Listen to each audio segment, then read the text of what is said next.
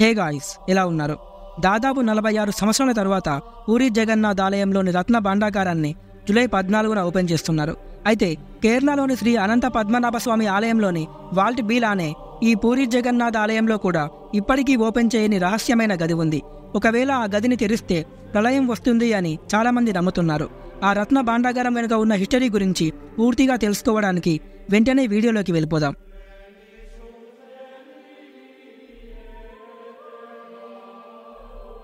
ఈ పూరి జగన్నాథ్ ఆలయంలో ఉన్న రత్న భాండాగారానికి 2 ఛాంబర్స్ ఉన్నాయి. ఒకటి బాహార భాండార్ అంటే ఔటర్ ఛాంబర్. దీన్ని రెగ్యులర్గా ఓపెన్ చేస్తూనే ఉంటారు.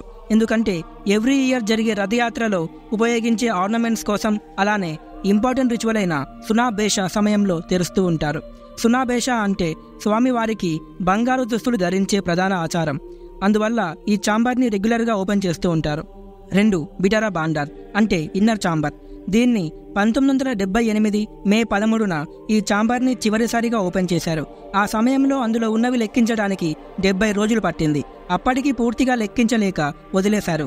ఆ తర్వాత ఎవ్రీ 3 ఇయర్స్కి ఈ ఛాంబర్ని ఓపెన్ చేయాలి అని రూల్ పెట్టారు. కానీ కొన్ని కారణాల వల్ల ఆ ఛాంబర్ని తెరవడం కూడా మానేశారు. అలా తిరిగి 2018లో ఒడిశా హైకోర్టు మరియు ASI archaeological survey of India మళ్ళీ ఆ రహస్య గదిని తెరవాలని, అందులో ఉన్న సంపదని లెక్క పెట్టాలి అని ఒక రూల్ని పాస్ చేసింది.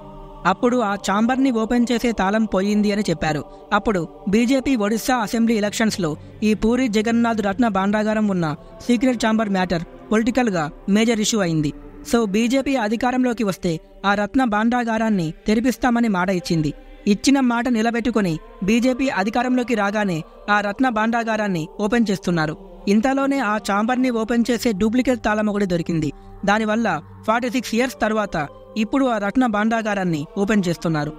అయితే మీకు ఎవ్వరికి తెలియని ఇంకో గది ఉంది. అది ఈ ముందు ఉన్న 2 ఛాంబర్స్ని దాటితే కనిపిస్తుంది. ఆ గదిలోనే అనంత సంపద ఉన్నట్టు చెబుతున్నారు. ఆ గదికి నాగబంధాన్ని వేసినట్లు అందరూ అంటున్నారు. అప్పట్లో ఈ 2 ఛాంబర్స్ని ఓపెన్ చేసి ఈ నాగబంధం వేసిన ఛాంబర్ని తెరవడానికి చూస్తే పాముల బుసబుసలు వినిపించాయని చెబుతున్నారు. ఆ గదిని తెరిస్తే శ్రీ అనంత పద్మనాభస్వామి ఆలయంలోని నిధి కంటే ఎక్కువ ఉంటుందా అనేది మాత్రం ఆ జగన్నాథుడికి తెలియాలి. సో దీని గురించి ఫుల్ డీటెయిల్స్తో ఆ రత్న భాండాగారాన్ని ఓపెన్ చేసి లెక్కించిన తర్వాత మళ్ళీ ఇంకో వీడియో చేస్తా. అప్పటి వరకు వీడియోని కొత్తగా చూస్తున్న వారు నా ఛానల్కి సబ్స్క్రైబ్ అయి ఉండండి. ఇది ఫ్రెండ్స్ ఇవాల్టి వీడియో. ఈ వీడియో ద్వారా మీకు ఒక కొత్త విషయం తెలిసింది అని ఆశిస్తూ మీ ఎర్ర Rakesh signing off. Thank you.